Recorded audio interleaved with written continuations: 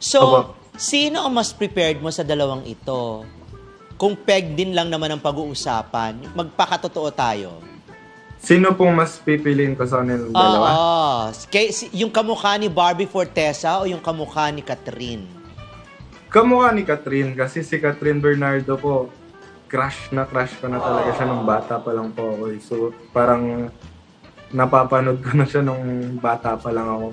Bata pa rin siya nung napapanood ko. Kaya, nung nakita ko rin si Rica, sabi ko parang kawig to ni Catherine Bernardo. So, lalo nang pinanood ko rin po yung isa niyang pelikula, yung Hibang.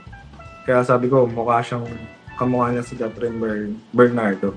Eddie JD, nainis ka din kay Daniel Padilla at parang sinabi mo, sana ako na lang.